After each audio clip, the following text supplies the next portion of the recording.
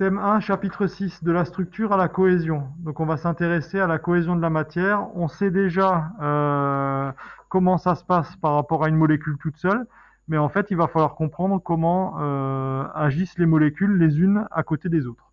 Donc c'est ce qu'on appelle la cohésion de la matière. On ne peut pas tout expliquer par la même théorie. Donc on va déjà commencer par expliquer la cohésion de certains solides, donc on appelle des solides moléculaires. Donc attention, avant de parler avec le vocabulaire de ce paragraphe, assurez-vous que vous êtes dans le cas d'un solide qui contient des molécules. Sinon, ce ne sera pas la bonne théorie. Donc la cohésion des molécules, elle est assurée par des interactions, parce que ça tient ensemble, donc il faut forcément des choses qui s'attirent. Ces interactions donc vont être de deux types. On a premièrement des interactions qu'on appelle des interactions de Van der Waals, que je vais expliquer juste en dessous. Attention simplement à l'orthographe, s'il vous plaît. Et les interactions de Van der Waals, je vais les détailler donc dans cette première partie de paragraphe.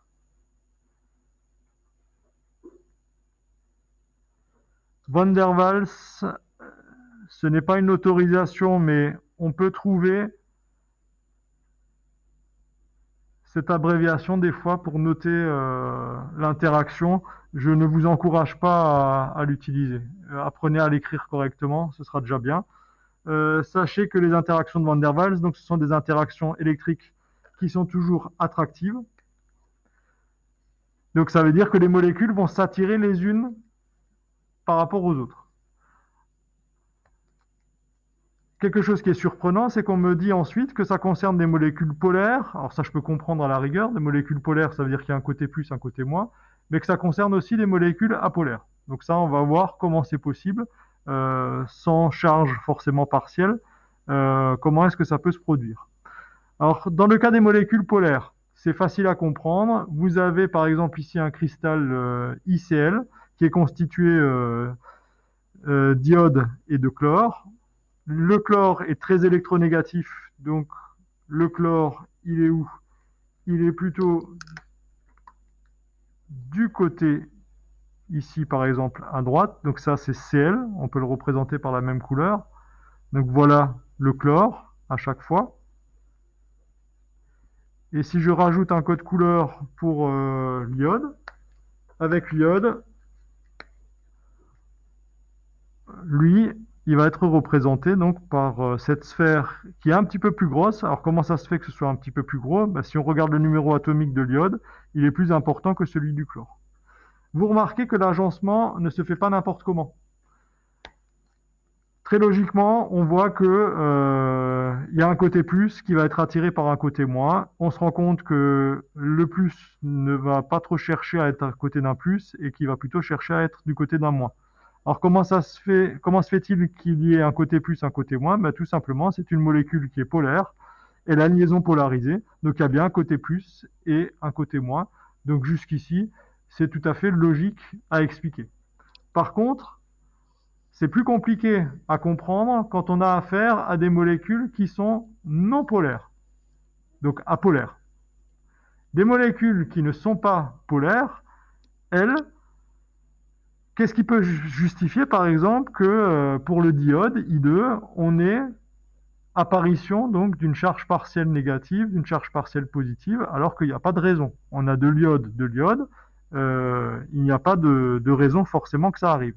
Eh bien, la seule chose qu'il faut comprendre, c'est qu'on va se placer dans le cas des molécules apolaires, on va se placer à un instant donné, et c'est à un instant donné qu'il faut considérer que l'électron, ou les deux électrons de la liaison, ne sont pas exactement la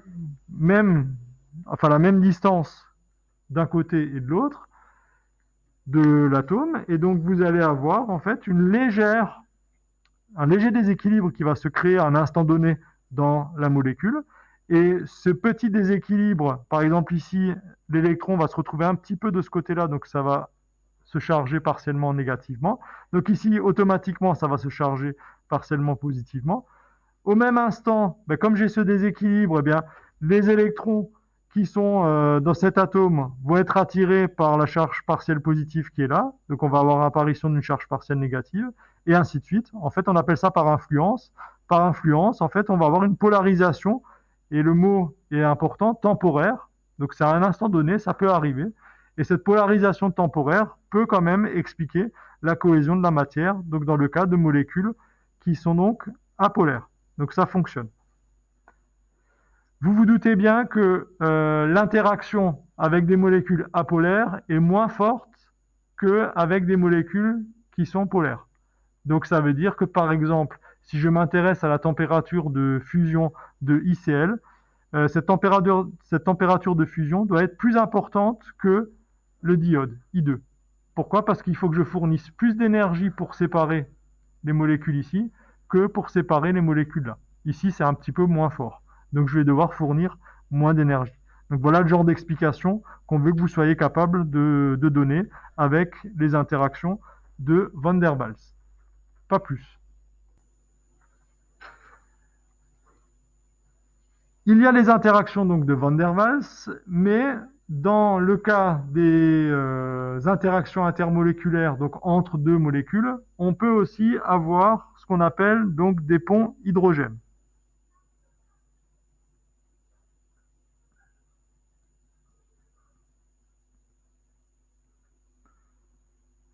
Là aussi, on a une interaction qui sera attractive, mais vous allez voir que c'est un cas très particulier de situation. Concernant le pont hydrogène, donc là, on va se mettre dans une situation bien particulière que je vais détailler. Donc, premièrement, c'est une interaction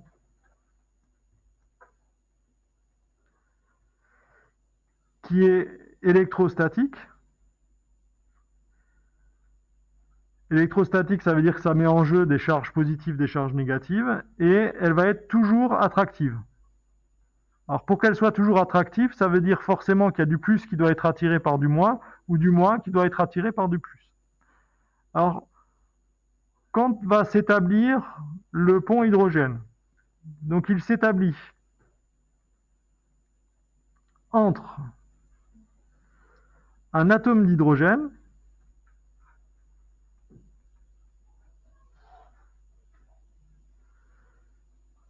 donc H, qui est lié à un atome très électronégatif. D'une molécule. Donc ça, c'est dans la même molécule. Donc on va voir dans le cas de l'eau, qu'est-ce que ça peut donner? Eh bien, si je surligne l'atome d'hydrogène, je vais parler duquel? Je vais parler de celui-là. Donc je viens de dire qu'il va être lié à un atome très électronégatif. Quel est l'atome très électronégatif auquel il est lié? On voit ici que c'est l'oxygène. Donc il va être lié à un atome très électronégatif. Donc là, c'est une première partie du critère. Vous allez voir qu'on n'a pas fini, il y a une deuxième partie maintenant. Et donc, cet atome d'hydrogène lié à un atome très électronégatif d'une molécule, donc ce pont hydrogène s'établit entre ça et le doublet non liant, c'est des électrons, d'un atome très électronégatif. Donc ça peut être de l'oxygène, de l'azote, du fluor, du chlore, par exemple. Et bien sûr, c'est sur une molécule d'une molécule voisine. Alors, où est le doublet non liant d'un atome très électronégatif? Eh bien, il est là. Alors, je ne surligne pas l'oxygène, c'est le doublet avec lequel il va y avoir une réaction. Donc, il faut bien imaginer que là, vous avez un doublet de l'hydrogène et là, vous en avez un deuxième et c'est le doublet qui va interagir. Alors, comment ça se fait? Eh bien, tout simplement, le doublet est sur un atome très électronégatif, donc il porte un delta moins. L'hydrogène, lui, porte une charge partielle delta plus. Donc on se doute bien logiquement que le delta plus et le delta moins vont s'attirer. Donc il y a une attraction électrostatique qui va se faire entre le plus et le moins de ces deux parties de molécules. Alors nous vivons dans un monde en 3 dimensions, donc ça veut dire qu'il faut imaginer des molécules d'eau un petit peu partout autour, donc pas que sur la feuille, derrière la feuille, au-dessus de la feuille. Et donc cette interaction, il faut simplement savoir qu'elle est plus forte que des interactions de Van der Waals. Et donc ça va justifier des températures de changement d'état, par exemple, qui sont plus importantes pour l'eau que pour d'autres. Donc ça, on va le retenir, que l'interaction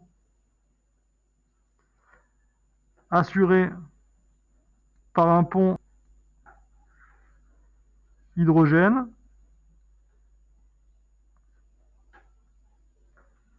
est plus intense que les interactions de Van der Waals. Donc c'est plus fort.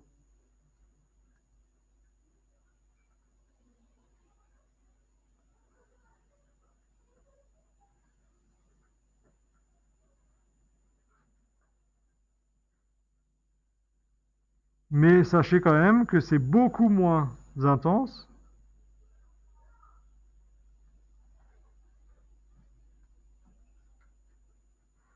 qu'une liaison covalente. Donc un doublé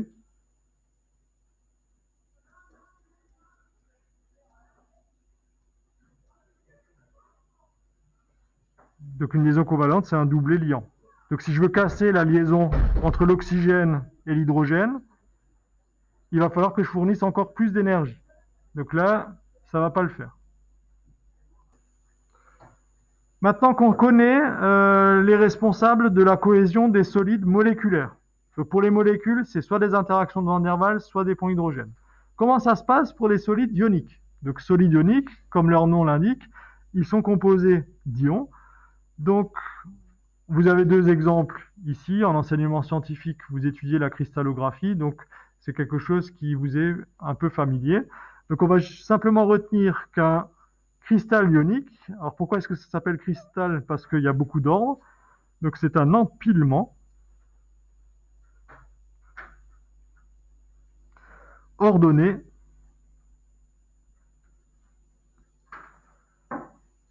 d'anions et de cations dans l'espace. Donc c'est un état solide. Donc forcément, il y a de l'ordre. Ce cristal ionique, comme il est constitué d'anions et de cations, vous savez que la matière, elle doit être électriquement neutre. Donc le cristal ionique doit lui aussi être électriquement neutre. C'est-à-dire qu'il contient autant de charges positives. Les charges positives, je vous rappelle que ça s'appelle des cations, que de charges négatives, je vous rappelle que ça s'appelle des anions. Si vous avez peur de dire une bêtise, je vous conseille de dire ion, puisqu'un ion, ça peut être un cation ou un anion, ça évite de dire des bêtises. Donc soit vous êtes sûr de vous, mais sinon il faut faire bien attention. Et je rappelle donc pour ceux qui ne savent pas, qui ne se rappellent pas des différentes définitions, donc un ion, je vous rappelle que c'est un atome à la base, ayant gagné ou perdu un ou plusieurs électrons.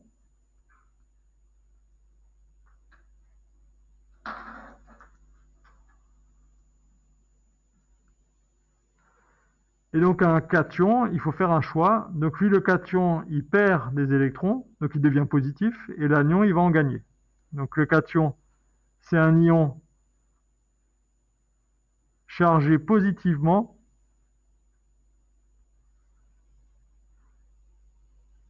donc Na+, par exemple. Donc ça veut dire que c'est un atome qui a perdu un électron. Si c'était Ca2+, le calcium, on dirait qu'il a perdu 2 électrons. Un anion, c'est un ion qui va être chargé négativement. Par exemple, Cl-, l'ion chlorure. Donc c'est un atome qui a gagné un électron.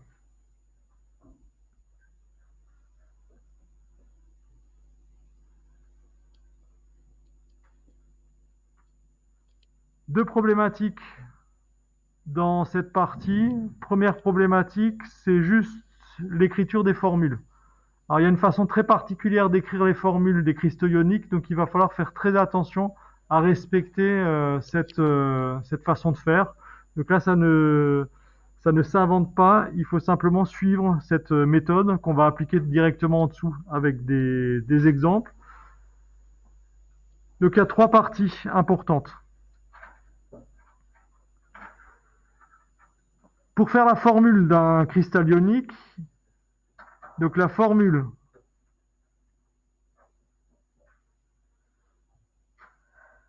d'un cristal ionique commence toujours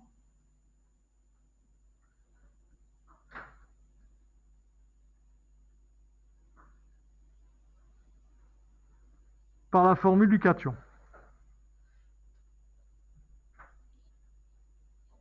Donc quand je lis la formule, je sais que le cation est écrit à gauche. Par exemple, NaCl, quand on lit cette formule, on sait automatiquement que Na, ce sera le cation, donc c'est lui qui sera chargé positivement, et Cl, c'est lui forcément qui sera chargé négativement.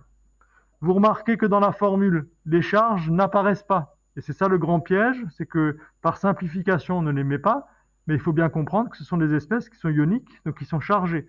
Donc les charges électriques, dans une formule, les charges électriques n'apparaissent pas.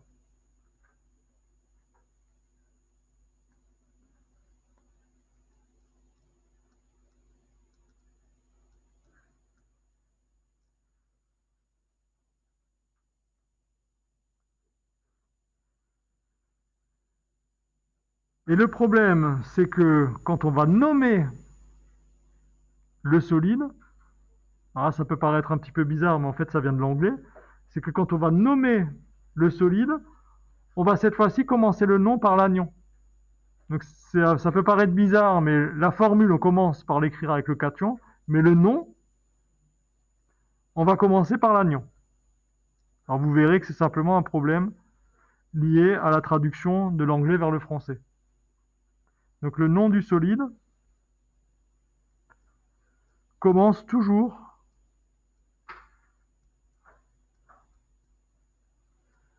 par celui de l'anion.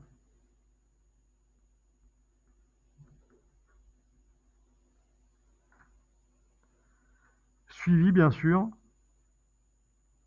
de celui du cation.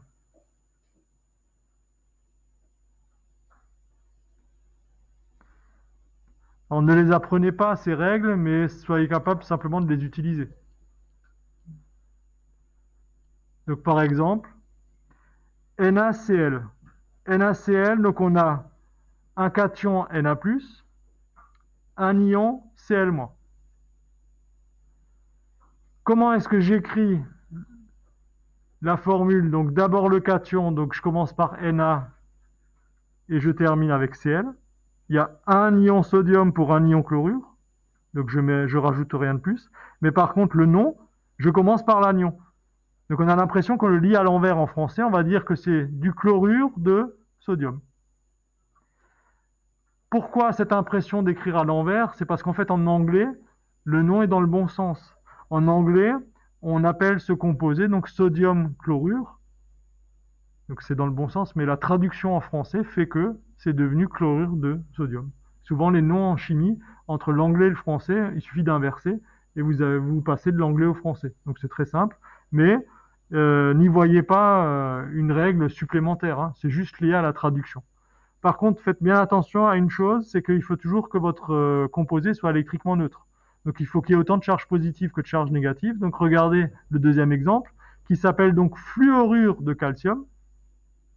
Donc j'ai d'abord des ions calcium, Ca2+, On verra dans une activité, dans l'activité que je vais vous mettre sur le site aussi, qu'il y a certains noms à connaître, depuis la seconde d'ailleurs. Donc l'ion calcium, Ca2+, et l'ion fluorure, CF-. Donc je rappelle, ces noms et ces formules, il faudra les apprendre, hein. Il y en a quelques-unes à connaître. Et donc vous voyez très bien que le problème, c'est qu'il y a une charge négative sur le fluor et il y a deux charges positives sur le calcium. Comment avoir un composé électriquement neutre? Eh bien, il faut un ion calcium pour deux ions fluorure. Donc, je vais l'écrire CaF2 pour montrer qu'il y a deux fois des ions fluorure. Sur cet exemple, je vous ai rajouté une troisième possibilité donc, pour trouver le nom de ce composé qui contient ces deux ions. Donc, je vous laisse quelques instants pour le compléter avant de donner la réponse. Vous pouvez appuyer sur pause et reprendre pour la suite de la vidéo. On a donc un composé avec comme cation oxyde, comme cation aluminium et comme anion oxyde. Donc le nom, ce sera, je commence donc par l'anion, donc oxyde d'aluminium. Et la formule, donc il faut que je tienne compte des charges, il faut que la somme des charges fasse 0. Donc le problème, c'est que pour l'instant, ce n'est pas le cas. J'ai deux charges négatives et trois charges positives.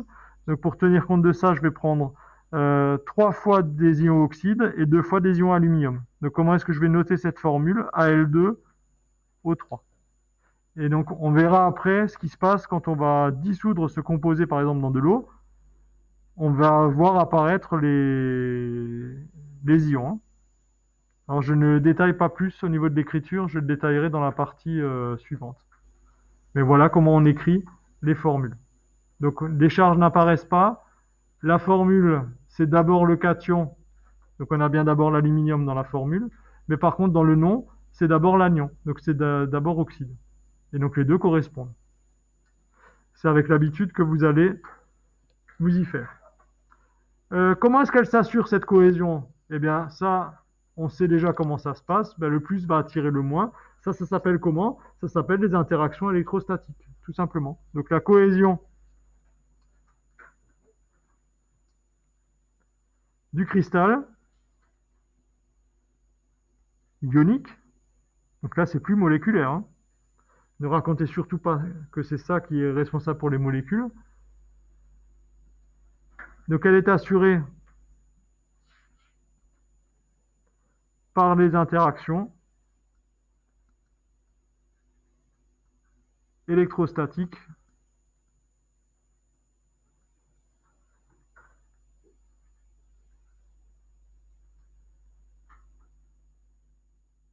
qui sont attractives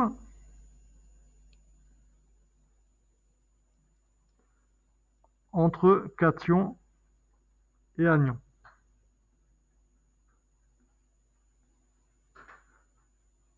Donc en gros, dans ma tête, je me dis, bah, c'est le plus qui attire le moins.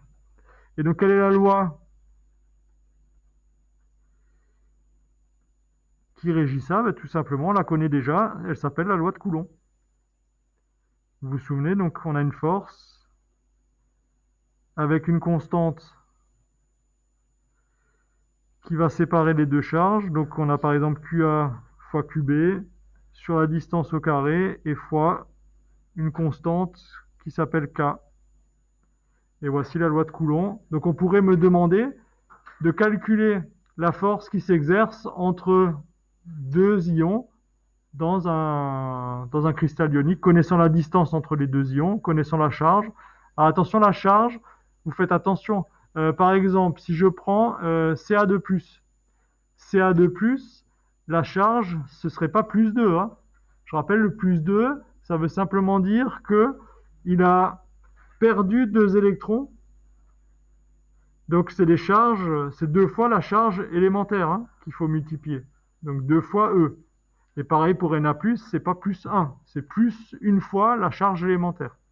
Donc faites attention avec les charges, on prend le nombre, mais on va le multiplier par la charge élémentaire, qui sera toujours donnée dans les exercices. Et on retient donc que ces interactions, elles, sont beaucoup plus fortes que les interactions qui sont dans les solides moléculaires. Donc que ce soit interaction de Van der Waals ou pont hydrogène. Lorsqu'on a affaire à un solide ionique, donc on peut maintenant être capable d'expliquer ce qui se passe lorsqu'il se dissout. Donc un solide ionique, pensez tout de suite au sel de cuisine. Il se dissout dans de l'eau. Comment expliquer ça? Et bien là, il y a 3 vocabulaires qu'il faut être capable d'utiliser. Donc ils sont surlignés, vous n'avez qu'à les apprendre. C'est ce qui est demandé souvent dans les exercices, c'est donner les 3 étapes d'une dissolution. Donc il y a ce qu'on appelle d'abord la dissociation. Donc un solvant qui va être polaire en général, c'est-à-dire l'eau, va fragiliser en fait la structure autour du cristal en affaiblissant, donc comme c'est marqué, les interactions électrostatiques entre ions, et donc les ions vont commencer à se séparer du bloc. La solvatation, ça consiste simplement dans le fait que les molécules d'eau vont venir se placer tout autour des ions. C'est ça qui va commencer la dissolution. Et la dernière étape, ça va être tout simplement la dispersion, c'est-à-dire que ces molécules ensuite vont bouger. Donc là, il faut bien comprendre que entre les 2 représentations que vous avez à droite, vous avez une grosse différence qu'il va falloir noter sur le schéma. Vous remarquez ici, donc vous n'avez pas les couleurs. Donc on va prendre, voilà, on a des grosses boules et des boules plus petites. Donc ça veut dire forcément qu'il y en a une qui est chargée positivement a priori et l'autre qui est chargée négativement. Si jamais on vous demandait de remettre les charges en mettant des petits plus et des petits moins, la réflexion, elle se ferait où? Elle se ferait ici. Donc là, on a dispersion des ions dans l'eau. Donc ça veut dire qu'il y a des molécules d'eau qui sont venues tout autour de cet ion et qui l'emmènent après. Alors, on ne peut pas savoir exactement combien de molécules d'eau sont autour de chaque ion, mais il y a des expériences qui peuvent le déterminer de façon assez précise. Hein. Donc, mais là, on va dire qu'il y en a 3 ici et 4 ici. Mais ça peut varier d'un ion à un autre. Remarquez ce qui se passe. Ici, les atomes d'hydrogène sont orientés vers l'ion. Or, les hydrogènes de l'eau, vous savez qu'ils sont chargés delta plus. Donc, a priori, si les delta plus sont orientés vers l'ion, ça veut dire que cet ion, il est sûrement négatif. Donc, je vais mettre un moins sur ces petits ions. Donc, maintenant, je sais qu'a priori, les petits, ils sont négatifs. Donc, par exemple, ce serait peut-être Cl- dans le cristal NaCl. Et ici, c'est plutôt les molécules d'oxygène qui sont autour. Les molécules d'oxygène, elles sont plutôt delta moins. Donc ça veut dire qu'a priori, ici, on a plutôt un ion qui doit être chargé positivement. Et donc, par raisonnement, j'ai retrouvé, en fait, a priori, le déroulement de l'histoire, là, et je pourrais remonter ici et remettre des plus et des moins sur les ions, sans avoir forcément accès au code couleur, puisque j'ai une version en noir et blanc. Donc ça, c'est quelque chose d'important qu'il faut que vous soyez capable de comprendre. L'organisation ne se fait pas de la même façon. Maintenant qu'on connaît les différentes étapes de la dissolution, un chimiste doit être capable d'écrire l'équation de dissolution. Donc là, il y a une règle très importante, c'est que au départ, vous devez être capable d'écrire le composé solide. Donc ça, on l'a appris dans la partie précédente. Et pour montrer qu'il se dissout. Donc il y a une règle importante, c'est que c'est la remarque 1, le solvant ne figure pas dans l'équation. Si je vous laissais faire, il y en a beaucoup qui écriraient par exemple NaCl, donc solide, eh bien, qui réagit avec de l'eau. Donc on écrirait plus H2O. Or, vous le voyez, c'est la seule exception en chimie. Quand vous avez une dissolution, vous n'écrivez pas le solvant. Il ne figure pas dans l'équation. Donc je vais directement, sans mettre un plus H2O, dire que par dissolution, je vais récupérer quoi? Qu'est-ce que je récupère à la fin? Les ions. Donc qu'est-ce que je récupère? Je ne réfléchis pas trop. J'ai Na+, et Cl-. Alors Na+, comme il est en solution, maintenant on dit qu'il est aqueux. Donc l'état de la matière, ça va être aqueux. Plus l'autre ion, c'est quoi? C'est Cl-, qui lui aussi va être aqueux. Et donc voilà ce formalisme qu'il faut que vous arriviez à avoir en tête pour écrire les choses correctement. Attention, il faut respecter les nombres stoichiométriques. Je m'explique. Quand vous avez CaF2 à l'état solide, donc je vous rappelle, vous indiquez l'état de la matière entre parenthèses. Par dissolution, vous obtenez quoi? Donc Ca de plus, aqueux, plus quoi? Le problème, c'est qu'il y a 2 fois du fluor. Donc il faut le préciser. Donc 2F- aqueux, et c'est comme ça que ça s'écrit. Et pas autrement. Si vous ne respectez pas ça, vous ne saurez pas écrire une équation de dissolution. Comment est-ce qu'on écrit les solutions ioniques? Alors les solutions ioniques, elles s'écrivent d'une façon, elle aussi, un peu particulière, donc ça aussi, il faut l'apprendre. On utilise des parenthèses. Donc par exemple, le chlorure de sodium. Donc j'ai obtenu ça. Comment est-ce que je l'écris? Eh bien, je réécris ça simplement entre parenthèses. C'est pour dire que c'est en solution dans l'eau. Donc une solution de chlorure de sodium, ça veut dire que j'ai dissous du chlorure de sodium dans l'eau. Donc je vais simplement réécrire que c'est Na+, plus Cl-. Et ça, je le mets entre parenthèses.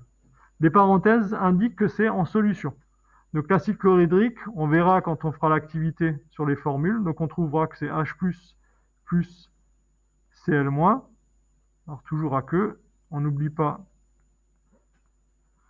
les états de la matière. Et le chlorure de calcium, on verra ça quand on fera une activité expérimentale.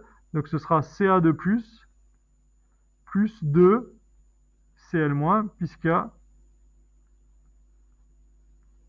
2 ions chlorure pour un ion calcium. Donc ça, on en reparlera. Donc voilà pour les solutions ioniques. Après les solides ioniques, comment est-ce qu'on écrit les solides moléculaires? Et bien là, vous allez voir que c'est beaucoup, beaucoup plus simple, puisque il n'y a pas de dissolution, enfin, il n'y a pas de dissociation, il n'y a pas de solvatation, il n'y a pas de séparation des deux charges. Donc, pour un composé moléculaire qui s'appelle X, donc on dira quoi? On dira tout simplement qu'on a X à l'état solide, et par dissolution, il va passer dans l'eau. Donc à la fin, on obtiendra le même composé qui s'appellera toujours X, mais simplement, qu'est-ce qu'on changera? Entre parenthèses, on dira qu'il est aqueux. L'exemple typique que vous devez connaître, c'est le sucre que vous avez chez vous à la maison. C'est du saccharose, c'est un composé moléculaire, c'est une molécule. Elle se dissout dans l'eau. Donc le saccharose à l'état solide, quand je le dissous dans de l'eau, eh bien à la fin, je vais avoir du saccharose aqueux. Donc mon seul indice, c'est là. C'est le fait d'avoir écrit aqueux. En conclusion de tout ça, on essaie de retenir quelque chose de très simple, mais qui va vous servir dans la majorité des cas.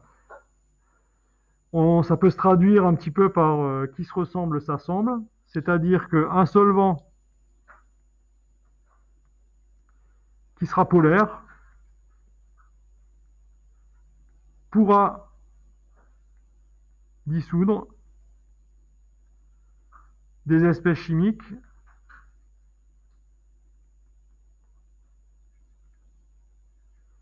qui sont, elles, souvent polaires aussi. Alors, c'est pas une règle générale, mais ça marche pas mal.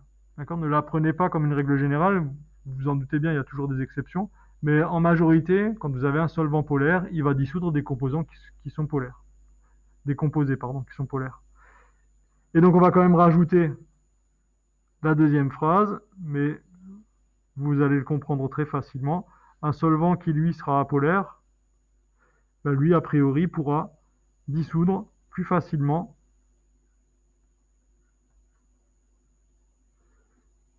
des espèces chimiques apolaires. Ce n'est pas donc une règle générale, mais ça marche pas mal. Donc soyez capable de reconnaître tout ça et on va s'entraîner surtout sur les écritures des réactions.